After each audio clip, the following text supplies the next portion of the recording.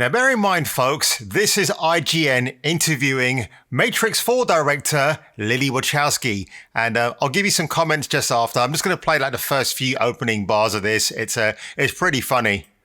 Lana, how do you do? How's it going? You made a new Matrix. We're supposed to come out and just get shot out of a cannon, and sometimes I come out like, how's it going? What's up? Why now? Why is now the right time for more Matrix?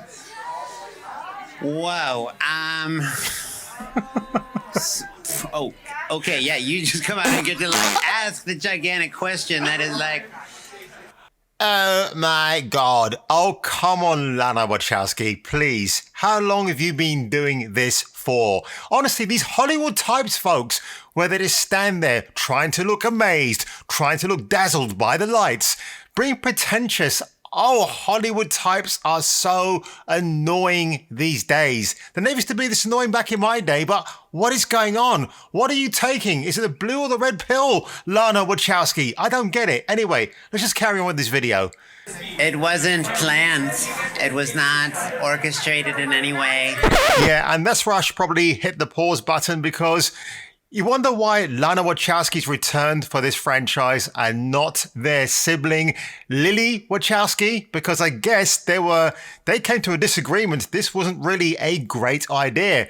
Upon seeing the film now, I quite clearly am in the camp of Lily Wachowski. They should never, ever have made Matrix 4. And you know what, you bozos? I watched this film and I'm going to give you my breakdown very, very shortly. But at the beginning of this video, I ran a quote from Deadline. You can see it online already about what they thought of the film. Not surprisingly, it's a female journalist who gave it a glowing recommendation and praised the powerful females in this movie.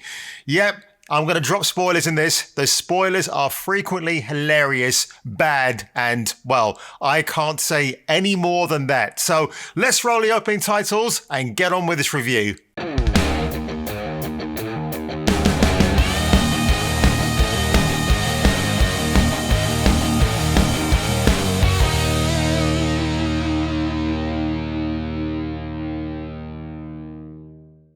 So first of all, I would like to thank HBO Max for saving me the trouble and saving my bucks of having to go out to my local Cineworld and sitting with an embarrassed audience. I guarantee you the audience that went in my absence, so thank you very much, boys and girls, would have been cringing in disappointment. I wonder if there are going to be any reaction videos that appear online at people's dismay and disappointment about this movie, because it will be absolutely hilarious. Now, what I will say about this film compared to another certain film that came out last week, it seems to hate the idea of nostalgia. So Spider-Man No Way Home, already passing the $700 million mark as I speak, it embraced nostalgia. It treats the fans with respect. You get everything on a silver plate plus seconds to follow. But with Matrix 4, it seems so ashamed that the first film in 1999 was made. And let's face it, folks, that was a zeitgeist in movie moment history. That film was full of great music from Rage Against the Machine, Propeller Heads, Marilyn Manson, you name them, Rob Duggan, to name one of the key composers of that film. It's a landmark movie, man, right on the cusp of the millennium.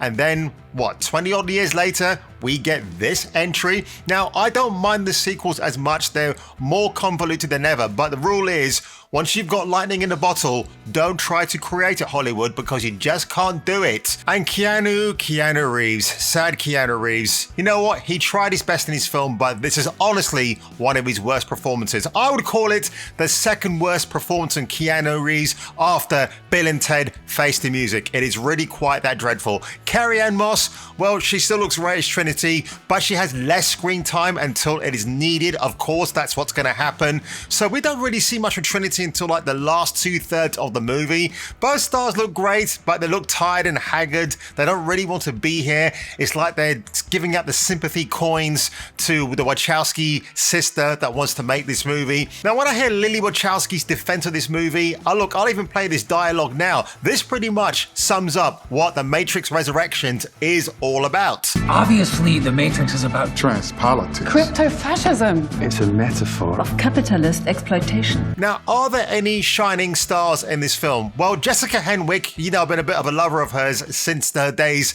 in Iron Fist. She's good. Not a big fan of the blue hair look because, again, that reminds me of Saints Row, the brand new game that's coming out, or the revitalized reboot of that game, which is coming out next year. But I don't like any of the characters in that game because they look very similar to Jessica Henwick's character of Bugs. They all look like they go and drink at Starbucks and trying to pay off their student loans. It's just not interesting to me at all. Now, when we see her character, she's pretty kick-ass, whatever, blah, blah, blah. But then to have to kind of retcon this origin story about how she first saw Neo and how he took that leap of faith, I'm like, okay, whatever. Stop the fangirling. It's really hurting my brain. That's what I would have put as a line for Neo. But half the time when Keanu Reeves is reacting to characters, he's just kind of doing like that, slow down, man. Whoa. You know, he's doing all of that stuff. Keanu Reeves has so much little dialogue to utter in this film. It's like he says more in the original Matrix. That'll probably tell you something. Now, Yahya Abdul-Mateen II, first of all, a very overrated actor and an actor with a rather silly surname. Now, he's Morpheus 2.0. I can understand the feelings of why Larry Fishburne did not want to return to this franchise or this role. That's one of his most iconic roles. And here, it's like Yahya is doing a very pale imitation of him. At one point, he even acknowledges he's doing an impersonation of someone who's a far better actor than he is. At last. I wasn't too sure about the callback, but you know. But also, speaking of dodging the bullet, Hugo Weaving, you know him as Agent Smith. He's replaced here by Jonathan Groff. And I gotta say, Hugo Weaving, you're not missing out, mate, because honestly, you would have had to have suffered through this film's diatribe of dialogue and convoluted plot. It's just ridiculous. Neil Patrick Harris is pretty good, actually, as a therapist who then later becomes one of the film's second baddies, because the first baddie is, well, actually, no, he is the first baddie, actually. What am I talking about? But at first, he doesn't seem to be the first baddie, but then he's at loggerheads with Groff's Mr. Smith. And look, the action scenes in this film just felt incomplete, okay? This film doesn't look expensive. It's shot in 4K. It looks like a B print. It just doesn't look like it looks like a workshop print. That's what I'm thinking of. You remember Wolverine Origins back in 2009, how you can download the workshop print online? This feels like that film. It really does. I mean, half the time you see characters fighting, but the cameraman or the editor are just so interested in just not showing too much violence that half the time when characters are trying to connect on screen, the camera pulls away very quickly. Even in the wall running scene with Bugs and Morpheus 2.0, like there's a part where the camera suddenly zooms in on him, but it slows down for some reason. It's just really awkward. And I don't know who the editor was on this film, but clearly the Wachowski sister did not overlook them, or maybe they had too much creative control and wanted the film to look a certain way. I feel there's a certain dissatisfaction from Lana Wachowski about this film. It's like it's the film I always wanted to make because I don't like the first film. It just sent out the wrong message. So what she does for this movie is to put in more messages that we don't actually need. Now, the weird thing about this film is that the three Matrix films that you and I have watched in the real world, well, in this virtual meta world, they're actually video games designed by Neo. Yes, Thomas Anderson, Neo, is a video games designer in this film, and he's designed these meta games, which, yeah, you know what I mean. It's the whole Deadpool, a wall within a wall within 16 walls. You know what I'm talking about? I would not be surprised if Deadpool was the catalyst for the idea of this film. You know, half the time, there was so much expositional dialogue going on, I'd find myself getting up from my seat, going to the bathroom, coming back, checking out Liz Hurley's latest post on Instagram. And by the way, Liz, I think you're absolutely awesome. And if you're single, I'd love to marry you one of these days because you have dated an Indian bloke before and he didn't do too badly out of that, did you? But going back to the main topic, of course, which is this review. And yeah, IGN, they actually scored this film 4 out of 10, which is kind of ironic when their two esteemed presenters were just gushing at Lily Wachowski or Lana Wachowski about this movie. No. And of course, Carrie-Anne Moss, she's Trinity, but when we first meet her, she's known as Tiffany. She's got a husband and 2 kids. And when she meets Neo, it's this awkward deja vu moment. It's really, truly awkward. It's just very forced, very contrived.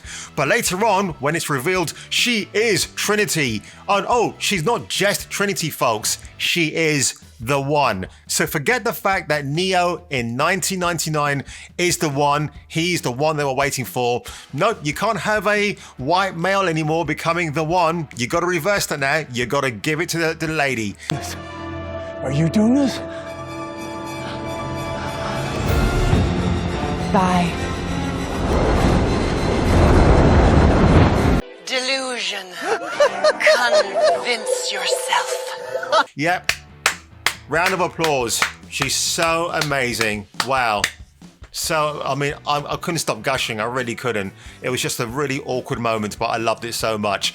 And speaking of awkward moments, Jada Pinkett Smith as Niobe. She returns. Now, she's still a spring chicken, but for some reason, she's aged many, many years. So I think she's meant to be about, 60 or 70 years old?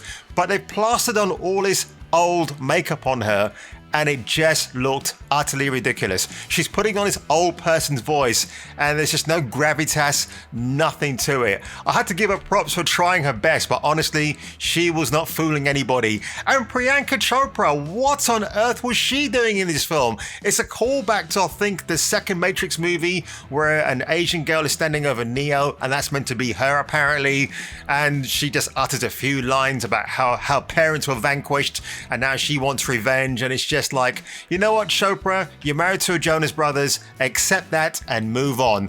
So my final verdict, folks, for this film, and by the way, I forgot to mention the lack of soundtrack on this movie. It is terrible. You know the song Bomb by Rage Against the Machine, which was so epic on those end credits of the first Matrix film? Well, they've redone it again, but guess what? They're using a female vocalist. Oh my God, again, so amazing. Just, wow, just put it right there. And you know what? I'm going to say this much, folks. If you want your Matrix fix, watch the first movie again and again. And also watch Arnold Schwarzenegger in Commando. Who does he play? John Matrix. Yeah, when he chucks that pipe at Bennett and you get that classic one line at the end, it is awesome. Just get that fix and you will be done. So folks, if you enjoyed my quick take today on The Matrix Resurrections, I tell you what, this thing won't be ever revived again. It's a waste of money. The first Matrix cost $60 million to make, and it made way more than that at the box office. This one, I believe, cost over $200 million. Warner Brothers, stop coughing up money for people who can't hack it anymore. Honestly, redistribute that wealth and make original projects. Stop filmmakers from revisiting their old IPs and rehashing them or repurposing them for a message of today. A message nobody in entertainment cares about except the people who make these films. The fans, us, we care about it, and one day, let's hope that this world becomes the once brand new shiny happy place, quoting REM there, where it's safe to go to the cinemas and not get that message rammed down your throat. So on that one, folks, look after yourselves, have yourself a Merry Christmas, and I'll catch you on my next video.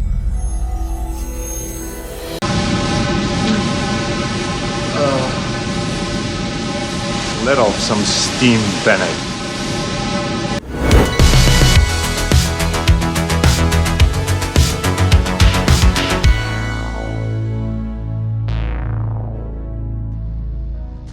Dead or alive, you are coming with me.